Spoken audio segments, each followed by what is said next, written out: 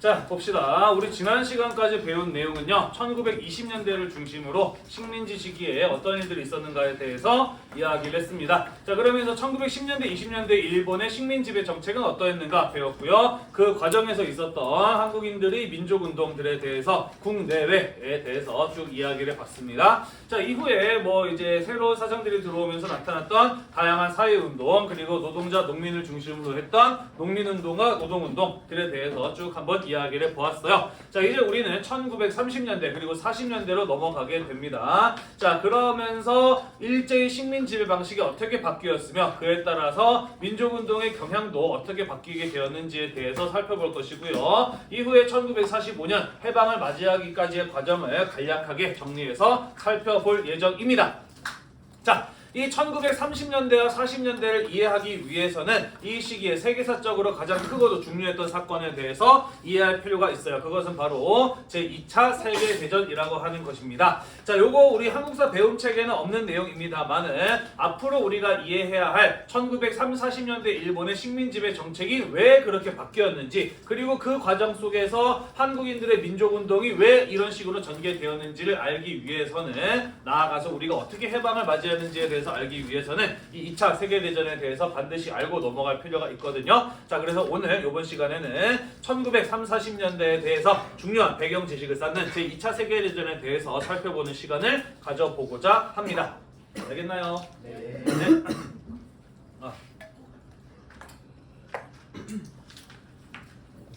오늘 급식이 좀 짰어, 그지? 네. 물이 많이 막히네요. 자, 오늘 내용 많지 않습니다. 한 20분 정도만 집중해 보면 돼요. 같이 한번 살펴보도록 합시다. 자, 볼게요. 2차 세계대전이 일어나게 되는 배경은 무엇이냐면요, 바로 세계경제 대공황이라고 하는 상황입니다. 자, 이 세계경제 대공황이라고 하는 사건은 어떤 사건이다라고 보시면 되냐면요, 산업혁명이 일어나고 난 이후에 지금까지 실패 없이 꾸준히 성장해 오던 자본주의 경제체제가 첫 번째로 큰 위기를 맞이하게 되었던 사건이라고 보시면 됩니다. 자, 그러면은 왜 자본주의 경제체제에 큰 위기가 오게 되었는지 그 이유에 대해서 간단하게 살펴보고 넘어가도록 할게요. 자, 산업혁명 이후에 세계 경제를 주도했던 경제 이념, 그게 바로 이제 초기 자본주의의 자유방임주의라고 하는 것이에요.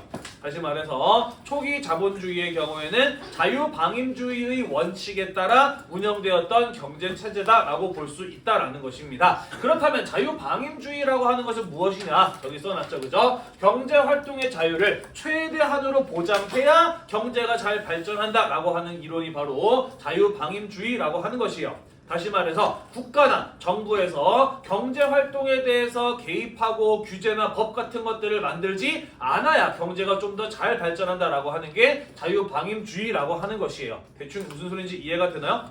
네. 그래서 각각의 경제 주체들이 자기들이 알아서 개인의 이익을 최대한으로 추구하는 경제활동을 하면은 전체 경제가 알아서 잘 굴러간다, 알아서 잘 발전한다라는 이야기예요. 네, 이 자유방임주의를 대표하는 용어가 있어요. 그게 바로 무엇이냐면 보이지 않는 손이다라는 것이죠. 정부에서 경제에 대해서 개입하고 규제와 법을 만들면 그것은 보이는 손이지. 하지만 이런 게 없어도 경제는 잘 굴러간다. 보이지 않는 손이라고 한 거죠. 이해가 되시나요? 자, 그래서 이런 어떤 자유방임주의 원칙에 의해서 초기 자본주의 경제체제가 굴러갔어요. 발전했을까요? 아니요. 발전합니다. 경제는 상당히 빠른 속도로 발전을 해요. 그러면서 세계 경제 전체의 규모도 커지게 되고요. 각각의 산업 국가들의 경제 자체도 발전해 나가게 됩니다. 문제는요, 이 자유방임주의 경제 체제 하에서 어떠한 모습이 나타나게 되느냐? 독점 자본이 형성이 돼요. 독점 자본이란 무엇을 뜻하는 것이냐? 특정 자본이 생산과 시장을 지배하고 있는 상태를 말합니다. 다시 말해서 어떤 기업이 돈을 잘 벌기 시작하면은 계속해서 잘 벌면서 점점 더 커진다는 거야. 그러다가 결국 하나의 상품이나 하나의 영역에 대해서 하나의 대기업이 거의 독점적인 그 시장을 완전히 장악해버리는 대기업으로 성장하는 이런 일이 벌어진다는 것이죠. 이해가 되나요? 끊임없는 경쟁 속에서 계속해서 승리해 나가는 회사, 기업이 나타나게 되면서 한두 개의 기업에 의해서 특정 분야의 시장이 완전히 장악되는 이러한 일이 벌어졌다라는 것이에요. 무슨 소리인지 이해가 되시죠? 그죠? 자, 그리고 이러한 기업들의 경우에는요, 더 많은 이윤을 추구합니다. 더 많은 돈을 벌고 싶어 해. 그렇기 때문에 이러한 회사 같은 경우에는 자기 기업에서 일하는 노동자들에게 임금을, 월급을 어떻게 주고 싶어 하나요?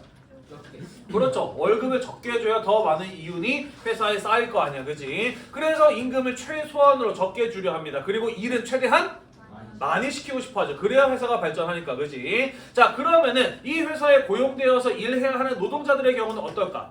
노동 조건이 안 좋다, 월급 너무 짜다 싶어가지고 내가 일을 안 하고 그걸 팽개칠 수 있는 입장이었을까? 아니었다라는 것이죠. 특정 대기업이 거의 시장을 독점하고 있는 상태였고, 노동자들의 경우에는 먹고 살기 위해서는 아무리 월급이 적고 일하는 시간이 많았다고 하더라도 어쨌든 그런 기업에 취직을 해서 월급을 받고 살아가야만 했다라는 것이죠.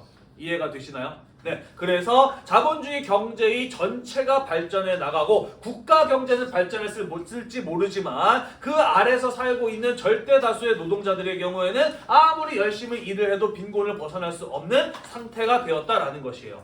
이해가 되나요? 네, 그게 독점 자본의 형성과 빈부격차의 확대의 의미라고 보시면 되겠습니다. 결국 이러한 어떤 경제의 발전이 이 자본주의 자체에 큰 위기를 가져오게 되는 것이죠. 회사도 망하게 만들고 노동자도 망하게 만들었던 것입니다. 자, 왜 그랬는지 얘기를 해보도록 할게요. 1차 세계대전 이후에 세계 경제는 미국을 중심으로 나날이 발전해 나갔습니다만은 결국에는 생산과 소비의 불균형이라고 하는 문제가 나타나게 돼요. 예를 들어볼까요? 자, TV를 만드는 회사가 있었어요. 그리고 이 회사 역시 마찬가지로 최대의 이윤을 추구합니다. 그렇기 때문에 자기 공장에서 일하는 노동자들에게 월급을 최소한으로 주면서 오랜 시간 일을 시켰어요. 그죠? 자, 그리고서 TV를 만들어서 시장에 내다 팔라고 내놨습니다. 그런데 과연 이 공장에서만 노동자가 최소의 월급을 받아가면서 장시간 일을 하고만 있었을까? 아닐걸? 다른 분야에서 일하는 노동자들은 전부 다 마찬가지로 최소한의 월급을 받아가면서 최장시간 노동에 시달리고 있었단 말이야. 그러다 보니까 TV를 만들어서 시장에 내놔도 살 사람이 없어, 그지? TV 살 돈도 없을 뿐만 아니라 TV 볼 시간도 없단 말이야, 그지? 자, 그래서 열심히 공장은 돌아가면서 TV를 만들어내긴 하지만 팔리지를 않는 거야. 그게 공급 과잉입니다. 지나치게 많은 물건이 시장에 풀린 거예요. 자, 물건을 만들었는데 이걸 팔지 않으면 회사가 돌아갈 수가 없잖아, 그지? 결국에는 값을 어떻게 할 수밖에 없을까? TV 값을 낮춰야죠, 그죠? 그래서 TV 값을 낮춰가지고 조금이라도 팔았어. 하지만 어쨌든 기업 전체의 이윤은 줄어들었기 때문에 예전과 똑같은 규모의 공장을 유지할 수가 없어요, 그죠? 노동자들 해고하고 공장과 기계 규모를 축소해야 되겠죠, 그죠? 그게 구조조정이에요. 자, 그러면서 구조조정이 일어나게 되면서 실업자들이 늘어나게 되는 것이죠. 일자리를 잃어서 월급을 받지 못하는 사람들이 TV 살 돈이 있을까? 없어요, 그죠? 결국 대량 실업의 발생은 소비 전체를 위축시킨다는 겁니다. 그렇기 때문에 가격을 낮춘 TV가 또 잘 팔려, 잘 안 팔려? 또 안 팔려. 그럼 또 TV 값을 또 어떻게 해야 돼?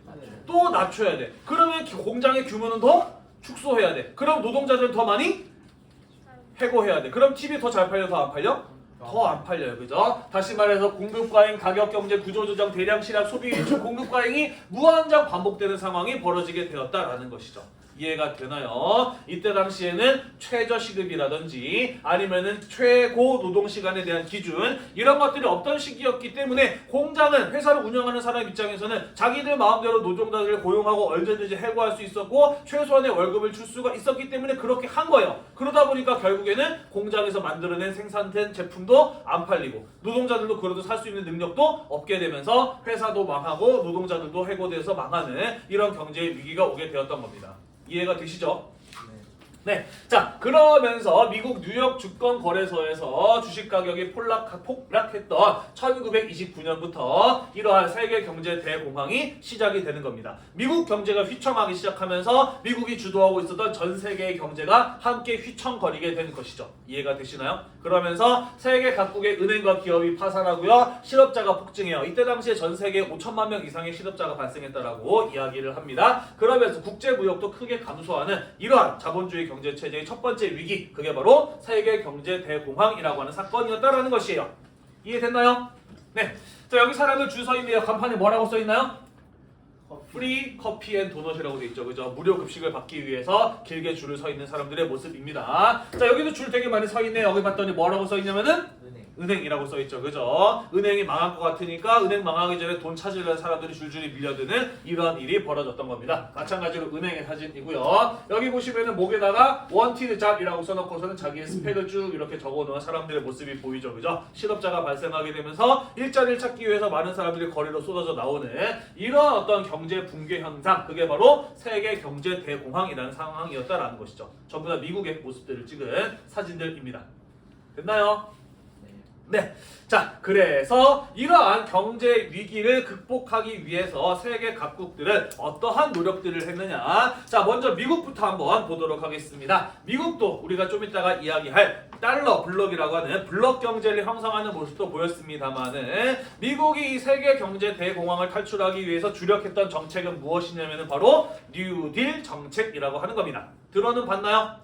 네, 굉장히 유명해요. 한국사 시간뿐만 아니라 다른 사회 과목에서도 뉴딜 정책은 상식적으로 알고 있어야 될 겁니다. 자, 요거 뭐냐면요, 이런 거예요. 지금까지 경제에 정부가 개입하지 않고 가만히 놔뒀더니 지금과 같은 결과가 벌어지게 된 겁니다. 그죠? 그렇기 때문에 정부에서 이제 경제에 개입을 해서 자본을, 이익을 국민 전체로 분산될 수 있도록 하는 규제, 법령 같은 것들을 만들게 된 것이에요. 예를 들자면 최저임금이라든지 최고 노동시간의 명시 같은 것들이다라는 겁니다. 이해가 되시죠? 그래서 기업들이 최소한으로 노동자들에게 지급해야 되는 임금의 수준을 올리고 노동자들의 최장시간의 노동의 시간을 단축하는 이런 어떤 개입이 벌어지게 되었다라는 것이에요. 이해가 되시나요? 네. 자, 그렇게 함으로써 노동자들의 수입을 뭐 하는 거예요? 노동자들의 수입을 높이는 거죠. 그죠? 그러면서 돈 쓸 수 있는 시간을 더 많이 늘려주는 거죠. 그죠? 그걸 통해서 무엇을 달성하고자 한 것이에요? 구매력을 회복하고자 한 것이에요. 이해가 되시죠? 그죠? 자본주의 경제 체제에 부의 강제적 분산이라고 하는 사회주의적 공산주의적 요소를 일부 도입한 정책이 바로 뉴딜 정책이었다라고 볼 수가 있는 겁니다. 이해되시죠? 네. 뿐만 아니라 미국의 경우에는 땅이 넓고 자원이 무지무지 많은 나라입니다. 그죠? 자, 그래서 앞으로도 얼마든지 개발해낼 수 있는 경제적 가치를 가지고 있는 자원들이 많이 있었기 때문에 정부에서 돈을 풀어서 대규모의 공공사업을 진행을 하는 거예요. 거대한 댐을 건설한다든지와 같이 사회 간접 자본을 늘리는 이런 어떤 사업을 벌이는 거죠. 당연히 이때 정부에 고용된 사람들은 어떤 사람들일까?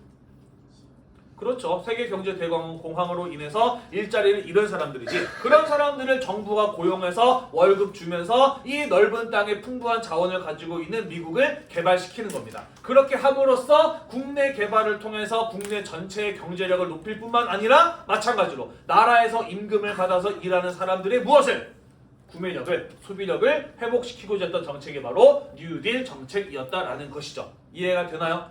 네, 이렇게 함으로써 미국은 천천히 조금씩 세계 경제 대공황이라고 하는 경제적 위기로부터 벗어나기 시작을 합니다. 자, 그런데 이러한 뉴딜 정책 같은 게 가능했던 이유는 이 나라가 뭐기 때문에? 미국이기 때문에, 그죠? 좀 승전국이도 또 맞습니다만은 미국이기 때문에 땅과 자원이 워낙 넓고 많은 나라이기 때문에 가능했다라는 것이에요. 그렇다면은 영국과 프랑스처럼 미국처럼 땅이 넓거나 자원이 많지 않은 나라들은 어떤 식으로 이 경제 대공황이라고 하는 위기에 대처를 했느냐? 이른바 블록 경제라고 하는 것을 형성하는 방법을 씁니다. 미국도 좀 쓰긴 해요. 근데 영국과 프랑스 쪽에서 많이 사용했던 방법이에요. 자, 영국과 프랑스의 경우에는 1차 세계대전의 승전국들이었기 때문에 아직도 많은 무엇을 가지고 있느냐? 식민지들을 가지고 있어요. 그래서 영국은 영국 식민지들을 삥 둘러서 블록을 쌓는 겁니다. 다른 나라가 들어오지 못하게. 프랑스는 마찬가지로 자기 프랑스를 중심으로 프랑스 식민지들을 둘러서 블록을 쌓는 거예요. 그래서 다른 나라가 개입하지 못하게 하는 거죠. 블록을 어떤 식으로 쌓느냐? 본국과 식민지 사이에 경제적 유대를 강화하면서 보호 관세라고 하는 걸 만드는 거예요. 이런 거죠. 영국에서 영국 식민지로 수출되는 물건, 영국 식민지에서 영국으로 수출되는 물건에 대해서는 관세를 낮추는 겁니다. 그러면서 싼 값의 물건이 사고 팔 수 있게 만드는 거예요. 대신에 다른 나라가 만약에 영국이나 영국 식민지의 물건 팔려고 한다 그러면은 관세를 엄청나게 높이는 겁니다. 그래서 물건 값을 높여가지고 다른 나라 물건을 우리 식민지에다가 못 팔게 만드는 거예요. 이해가 되시죠? 그죠? 그래서 식민지를 가지고 있는 나라는 자기 나라의 식민지들끼리만 서로 이렇게 묶어서 걔네들끼리만 서로 교육하게 함으로써 이익을 창출해내는 이런 어떤 경제체제를 형성했다라는 것이죠. 이해가 되나요? 다시 말해서 식민지가 많은 나라들의 경우에는 자기 나라 식민지를 빨아먹으면서 이런 경제 위기에 대처해 나갈 수가 있었다라는 것이에요.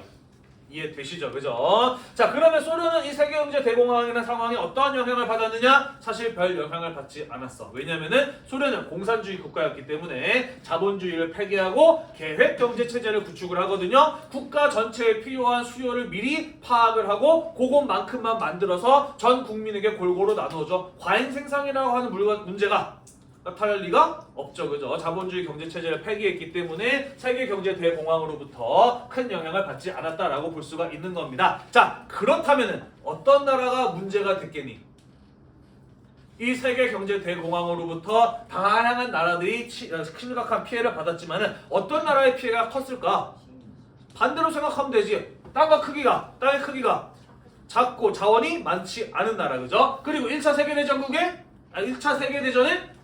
패전국이라서 식민지가 없는 나라들, 이런 나라들이 문제가 됐겠죠. 그죠? 그에 해당하는 나라들이 바로 독일, 이탈리아, 일본과 같은 나라들이었다라는 거예요. 독일의 경우는 1차 세계대전의 패전국이라서 식민지를 가지고 있지 못한 상황이었고요. 이탈리아나 일본의 경우에는 자본주의가 발전하긴 했지만 산업혁명이 다른 나라들에 비해서 뒤늦게 일어났기 때문에 이런 어떤 식민지 경쟁 같은 것들에서 비교적 상대적으로 뒤처졌던 나라들이라고 볼 수가 있다라는 것이죠.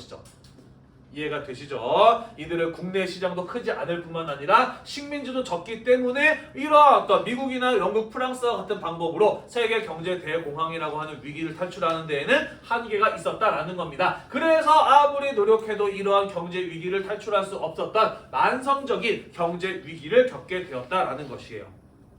이해되시나요?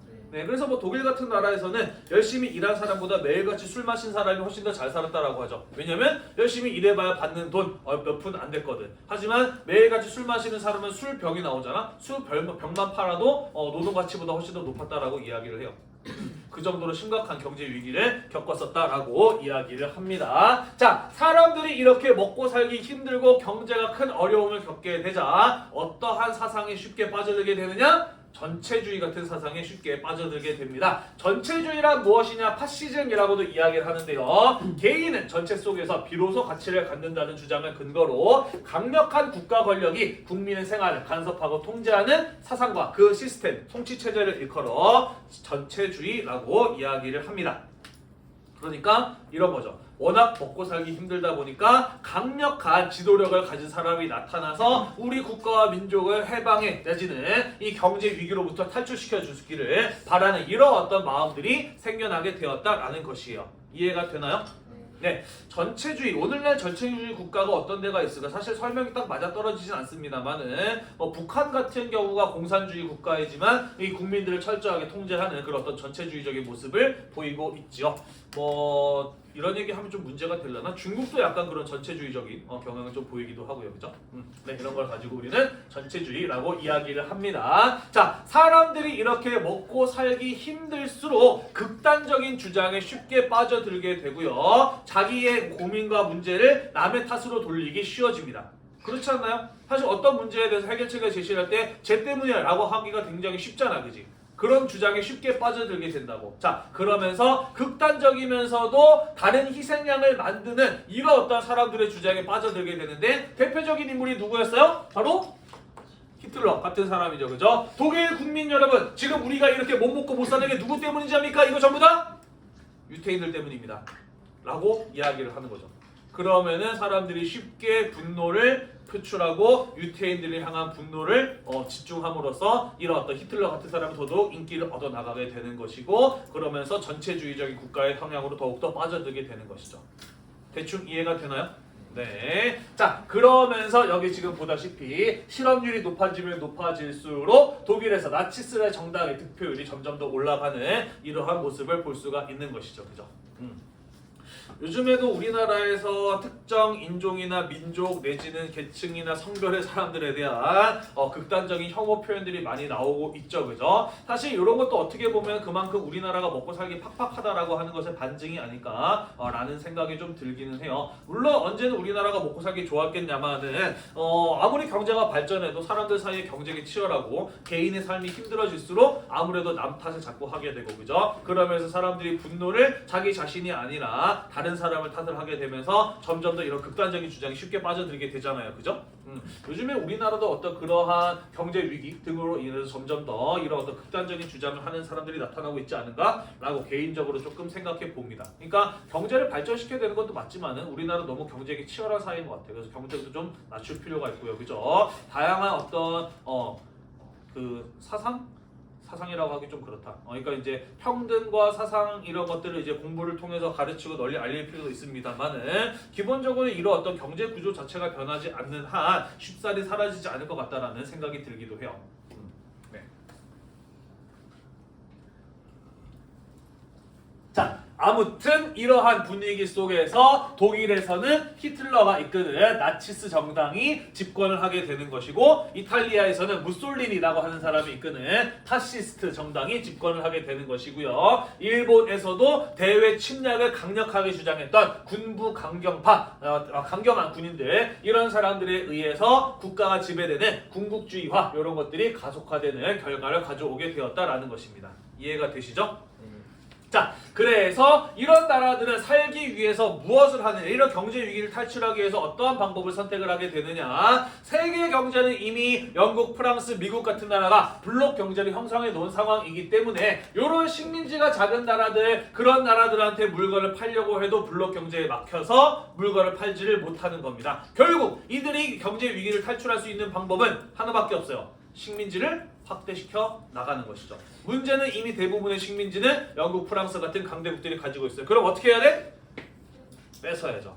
그죠? 그리고 식민지가 아닌 나라들을 식민지로 만들어야죠. 그죠? 자, 그러면서 영국, 프랑스, 이탈리아 같은 나라가 대외 침략으로 이러한 경제 위기를 극복하려는 시도를 하게 되는 겁니다. 이렇게 이해관계가 일치했던 세 나라의 경우에는요, 반공협정, 공산주의를 막기 위한 협정이라는 뜻을 가지고 있습니다만은 실제로는 삼국의 동맹을 맺게 되는 것이고요. 이들이 세계 2차 대전을 주도해 나가는 추축국이라고 불리는 나라들이 된다라는 것입니다. 이해됐나요? 네, 그리고 그 침략을 본격적으로 실행에 옮김으로써 제2차 세계대전이 발발하게 되었다, 일어나게 되었다라는 겁니다. 넘어가도 될까요? 대충 다 쓰셨나요? 네.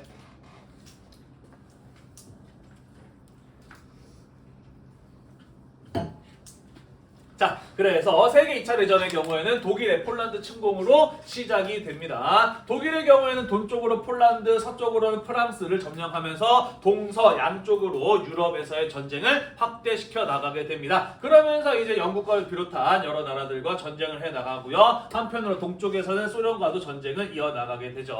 또 한편으로는 독일과 이탈리아가 함께 손을 잡고 아프리카 지역으로 진출하면서 식민지를 확대해 나가려고 하는 이러한 전쟁의 상황이 유럽을 중심으로 이어지게 됩니다. 자, 한편 동아시아 지역에서는 일본이 전쟁을 주도해 나가게 되죠. 자, 일본의 경우에는요, 1931년 만주 사변을 일으켜서 만주를 점령하고 만주국이라고 하는 나라를 세웁니다. 만주인들의 나라를 세워주겠다, 만주인들의 나라를 되찾겠다라는 것을 명분으로 세운 나라가 바로 만주국입니다. 그러면서 청나라의 마지막 황제였던 선통제 푸이라고 하는 사람을 데려와서 만주국의 황제의 자리에 앉힙니다만은 그 황제 아래에 있는 만주국의 정부 관료들은 전부 다 일본 군인들로 구성이 되어 있었다라는 것이죠. 다시 말해서 만주국이란 겉으로 보기에는 만주인들의 나라인 것처럼 보였습니다만은 실제로는 일본의 의도에 의해서 조정이 되는 꼭두가시 국가였고 만주를 식민지화한 결과였다라고 볼 수가 있다라는 것이죠. 이해되시죠? 자, 하지만 이 만주국을 세운 것만으로 일본이 이 경제 위기를 탈출하기에는 택도 없었어요. 만주 지역의 경우에는요, 춥고 건조해서 농업 생산력도 그다지 높지 않은 편이거니와 인구 자체도 많지 않아서 시장도 그렇게 크지 않은 편이었습니다. 그래서 만주로는 턱없이 부족한 거예요. 결국 일본은 어디를 침략하게 되느냐? 중국 본토를 침략을 하게 되죠. 그러면서 1937년 중일 전쟁이 일어나게 되는 것입니다. 이해됐죠? 네. 자, 이후에 동남아시아까지 침략을 합니다. 명분은 무엇이냐면요. 대동아 공영권의 건설이에요. 유럽 사람들을 봐라, 서양인들 봐라, 지들끼리 먹고 살겠다고 블록 경제 형성하고 있지 않느냐. 우리 아시아 사람들도 그들에 맞서서 우리끼리 잘 먹고 잘 살기 위해서는 대동아 공영권, 거대한 동아시아의 공동 번영을 위한 블록 경제를 만들어야 된다라는 주장이었던 것이에요. 겉으로 보기에는 마치 아시아 사람들 전체의 이익을 생각한 것처럼 보입니다만은 실제로는 일본의 제국주의적 팽창을 바탕으로 한 경제 위기 탈출이 그 목적에 있었다라는 것이죠. 이해가 되시나요? 네. 자, 그러면서 일본이 이렇게 빠른 속도로 전쟁의 규모를 확대시켜 나가게 되자 미국 쪽에서 이러한 일본의 침략 행위를 막기 위해서 이에 개입을 하기 시작을 합니다. 일본에 대한 석유와 철강 수출 중단 제재를 가하게 돼요. 왜 석유와 철강을 안 팔았을까? 그렇죠. 무기 못 만들고 탱크 비행기 같은 거 못 굴리잖아요. 그죠? 석유와 철강이라고 하는 것 전쟁을 수행해 나가기 위해서는 반드시 필요한 물자들이었던 것이죠. 특히 일본은 석유를 생산해내는 산유국이 아니에요. 아니잖아요. 그죠? 전량 수입에 의존하고 있었단 말이지. 자, 그래서 요거를 수출하는 것을 중단해 버리니까 일본 정쟁 수행에 있어서 큰 어려움을 겪게 됩니다. 그러면서 미국의 이러한 경제 제재의 포위망을 뚫기 위해서 일본이 선택한 것은 하와이 진주만을 공격을 해요. 미국을 공격을 하게 되죠. 자, 그러면서 이를 계기로 1941년에는 태평양 전쟁이 일어나게 되는 것이고 미국이 2차 세계대전에 참전을 하게 되는 것이에요. 이해됐나요? 네. 자, 뒤에 가서 이야기하겠습니다만은 지금 일본이 누구랑 전쟁을 하고 있어요? 중국과 미국이랑 동시에 전쟁을 진행하고 있어요. 그죠? 세계에서 가장 인구가 많은 나라와 세계에서 가장 경제력이 뛰어난 나라와 동시에 전쟁을 이 조그마한 섬나라가 이어가게 되었다라는 것이죠. 자, 그러면서 일본은 극도로 전쟁 물자 부족에 시달리게 되고요. 전쟁터에 내보낼 군인들도 모자라게 됩니다. 결국 부족한 전쟁 물자, 부족한 군인의 숫자 어디서 채우게 되는 거예요? 한반도, 그렇죠. 식민지에서 채우게 되는 것이죠. 그러면서 1930년대 40년대 일본의 식민지배 정책은 어디에 초점이 맞춰지게 되느냐? 전쟁을 수행하기 위한 물자와 인력을 공급하는 식민지배에 초점이 맞춰지게 된다는 것이죠. 이해가 되셨나요? 네, 다음 시간에 그거에 대해서 자세하게 이야기를 할 겁니다. 자, 그러다가 미국이 1942년 태평양에서 일본과 해상교역권, 바다 위의 주도권을 누가 차지할 것인가를 놓고 벌였던 한판의 해전, 미드웨이 해전에서 미국이 결정적인 승리를 거두게 됩니다. 그러면서 해상 장악권, 제해권을 미국이 쥐어주게 되면서 일본은 전쟁에서 극도로 불리한 상황으로 빠져들게 되는 것이죠. 미드웨이 해전에서 미국이 결정적인 승리를 거두게 됩니다. 자, 한편 유럽 전선에서는요, 독일이 스탈린그라드 전투에서 승리를 독일이는 소련이 스탈린그라드 전투에서 승리를 거두게 됩니다. 사실 승리였다라고 하지만은 소련의 경우에는 2차 세계대전에서 가장 큰 피해를 본 나라였죠. 전체 사망자 가운데 몇 명이었지? 3분의 1 가량. 여기 나와 있네. 아마 전체 사망자 가운데 거의 3분의 1 가량이 중국에서 중국 아니 왜 이래. 네, 소련에서 발생한 것으로 알고 있거든요. 이 스탈린그라드 전투, 독일 중심으로 한 추축국에서 한 70만 명, 80만 명 정도가 죽었고요. 소련군의 경우는 한 100만 명 정도가 사망한 것으로 알려진 전투가 바로 스탈린그라드 전투입니다. 독일의 맹공세를 결국 소련이 막아내게 되면서 독일의 군사력이 크게 꺾이게 됩니다. 자, 그러면서 이제 연합국 쪽으로 전쟁의 분위기가 기울어지게 되는 거예요. 이탈리아 같은 경우에는요, 계속해서 전쟁에 패배하다 보니 결국 국내에서 쿠데타가 일어나게 되면서 무솔리니가 실각 몰락하게 되고 파시스트 정당이 무너지게 되면서 삼국 가운데 가장 먼저 1943년에 항복을 하게 됩니다. 자, 이후에 연합군의 경우에는 노르망디 상륙작전이라고 하는 것을 감행하게 되죠. 들어는 봤나요? 되게 유명한 작전인데, 그지? 노르망디는 프랑스의 서쪽 해안을 말하는 것이죠. 독일이 장악하고 있었던 프랑스로부터 연합군이 들어가면서 유럽에 대한 전쟁을 이어나가게 됩니다. 노르망디 상륙작전을 통해서 연합군은 영국, 미국, 캐나다 등의 군대로 구성된 연합군의 경우에는 서쪽에서부터 베를린을 향해 가게 되는 것이고, 스탈린그라드 전투 이후에는 소련 군대가 동쪽에서부터 점차 독일을 향해서 진격을 해 나가게 되는 것이죠. 자, 결국 1944년에 프랑스 파리가 해방이 되고요. 1945년에 독일 베를린까지 연합군의 손에 넘어가게 되면서 결국 독일도 항복을 하게 되었다라는 것입니다.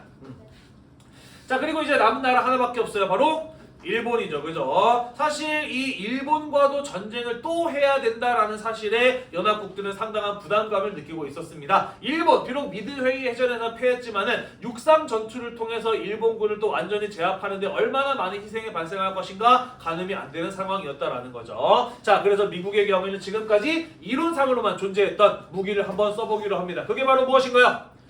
원자폭탄, 핵폭탄이죠. 그죠? 그리고 이 핵폭탄, 원자폭탄을 일본의 항구 도시이자 상공업 도시 그리고 이제 저기 군수물자 생산이 활발하게 이루어지고 있었던 히로시마, 나가사키에 한 발씩 떨어뜨리죠. 그리고 폭탄 하나가 도시 하나를 증발시키는 이런 경험을 하게 됩니다. 그와 동시에 이 만주 지역에서부터 소련이 일본에 선전포고를 하면서 점차 남쪽으로 내려오게 됩니다. 그러면서 일본은 연합국들이 생각했던 것보다 훨씬 더 빨리 항복을 하게 돼요. 그러면서 1945년 8월 15일 일본이 항복을 하게 되면서 2차 세계대전이 끝이 나게 되었다라는 것이에요. 뒤에 가서 이야기하겠습니다만은 원자폭탄의 위력은 그 상상 이상이었죠. 그러다 보니 연합국들이 일본이 훨씬 더 오랫동안 저항할 것이라고 생각을 했어요. 근데 일본은 그만한 전투를 견뎌낼 만한 능력이 없었던 것이죠. 그래서 일본은 예상보다 빨리 항복을 했고요. 그러는 바람에 우리나라의 독립운동에도 큰 차질이 빚어지게 되거든요. 그런 내용들 우리가 다음 시간부터 마저 이어서 살펴보도록 하겠습니다. 대충 정리가 좀 되셨나요? 네, 이번 시간에 우리가 배운 내용 1930년대, 40년대의 식민 통치 방식과 독립운동을 알기 위해서 살펴볼 필요가 있었던 배경 지식으로서 제2차 세계대전에 대해서 쭉 한번 이야기를 해보았습니다. 다음 시간부터 1940년대 일제의 식민 지배 정책에 대해서 마저 이어서 살펴보도록 할게요. 오늘도 공부하느라고 대단히 고생이 많으셨고요. 이 수업이 여러분들의 공부에 도움이 되셨다면 구독과 좋아요 잊지 말고 눌러주세요. 수고했습니다. 박수 쳐주는 반 여기밖에 없어.